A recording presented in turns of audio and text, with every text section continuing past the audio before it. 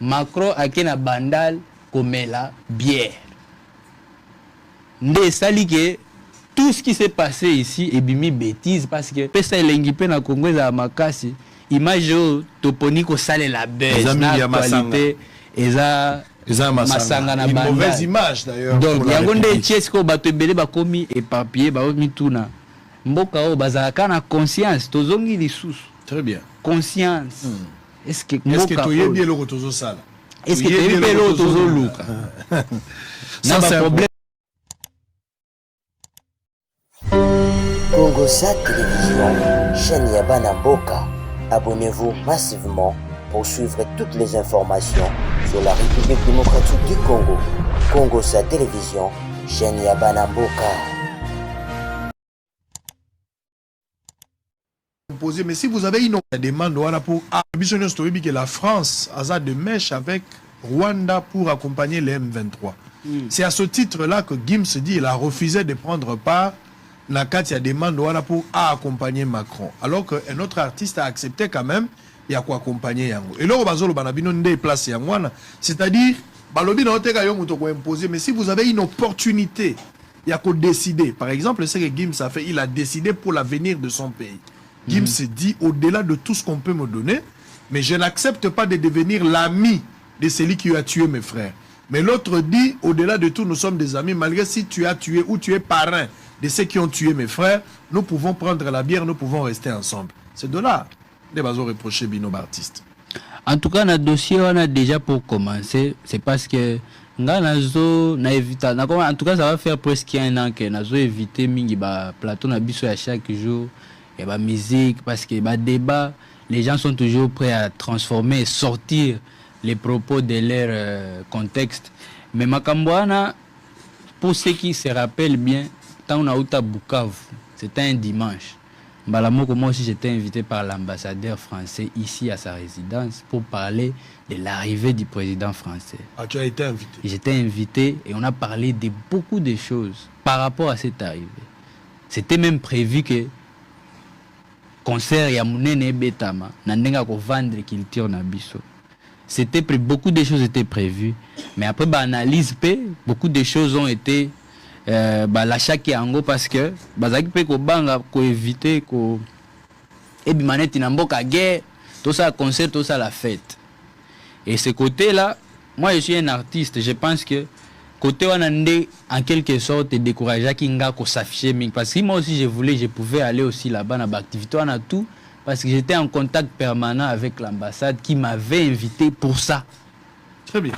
Et je pense, nous on est des artistes, Moutounamtou Sikoyo a décidé à Kamakam, comme je viens de le dire, Moutounamtou ça là bas calcul na selon bas intérêt, oh ya monique, tant mon sous mouvement oyo et tchangana et opesanga actualité na ndenge moko boy zelana no na sala ngo boy. Moutou mususu pe atali a lobby, makambo oyo nakowele lango lisusu te po deja na France awa ta mususu mutu na biso ta mususu deja koto azo reverser kote wana na biso pe toyebi ki a reversaka deja nga pe na kagama kote nanga.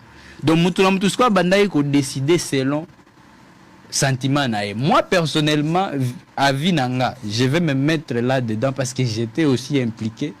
Avis nanga za nazaika moi déçu na ndenge aspect ya ko représenter culture na biso.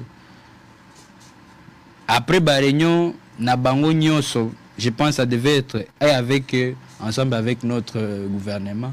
Les côtés là a été absorbés, donc Balexi Ango. Et pourtant, plus, tout le monde a au moins une visibilité.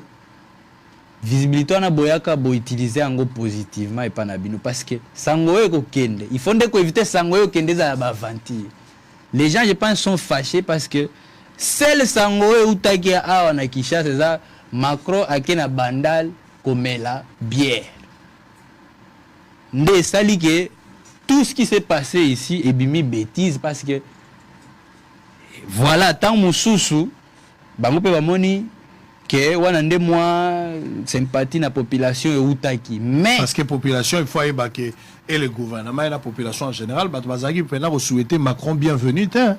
parce que moi j'avais vu les images yango peut travailler kinga muke ta on a taliba image avant arriver Si. et travailler nga muke na lobby makambo yo de toutes les façons bon on a peine ba activité bela au sala na ko s'occuper la makambo to tala ngoka na moi musika total ce que pesa nini mais moi ma motivation c'était si on donnait aux artistes espace ya bien pas ce qu'ils ont fait en Cantimini kana orchestre na bamboka tout ba problème ezalaka mais quand il faut se représenter bo utilisaka eloko na bino ya danger et puis à travers yango bolexi message.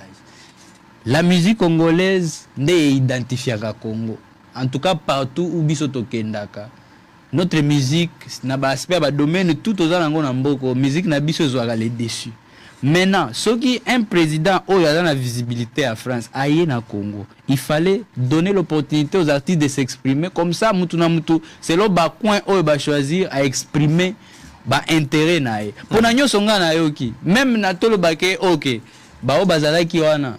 Na mona ta mutu moko te aolobela makambo ya biso peza ba artiste ke et pas na bango na France ezana tout un mouvement qui nous empêche par exemple d'aller exercer. C'était une belle occasion. Na mona lo te toiga ke déjà notre état fait son job. Ce qu'il fallait qu'on recadrer, ce qu'il fallait qu'on pèse à ba vie na bango ba pèse à vie na bango devant le président français. Mais malheureusement médiatiquement parce que pesa elengi pe na Congo za makasi image toponi ko sale la buzz na qualité eza masanga na une banda mauvaise image d'ailleurs donc yango nde tiesko bato ebele bakomi éparpillé baomi tuna mboka o bazalaka na conscience tozongi lisusu très bien conscience est-ce que toyebi eloko tozosala est-ce que toyebi eloko tozoluka na ba problème nyonso donc eza te ke babeti kutu concert babeti elo te bakemela donc la Congo soki oye tokomeliso donc yango nde ya obaye plan obaye pele c'est ça babiso mosusu to tolobi bon c'est une opportunité en termes de visibilité mais en même temps so quand même donc vous avez refusé cette invitation pas juste refusé bêtement ok mais j'étais na ba occasion tout nazali koluka wapi ponga naza mwana est ceux qui battent la plateforme, là où moi j'ai une parole, je vais glisser un message qui me tient à cœur. Et le message, tous les lagango tam soit entre bisoa, mais ceux qui bango peut être en face, peut avec des arguments, pas jouer un rôle, parce qu'il y a aussi ceux qui jouent des rôles. Donc, par sympathie à la population, ceux qui n'ont lobby et bloqué, pa, et qui estime bidon, na minito, na kangité. Moi, je fais pas ça pour ça. Il y a un temps où on a ça, que médias tournent en France, j'ai dit des vraies choses parce que moi-même je suis victime. Toute ma famille place eza ne place moté mananga et betaka. Et chaque jour na ba WhatsApp na biso tam susu eza mère akobenga to grande sœur akobenga zebisanga ke kotoyo mikolo insécurité boy. Na ba beni kuna toti pour perdre cousine moko boy. Donc ces choses là moi je les vis. Très bien. Et je pense que ça pouvait être une bonne occasion au lieu de fou la masanga. Il fallait que tu fou la conscience na biso. Et voilà quoi.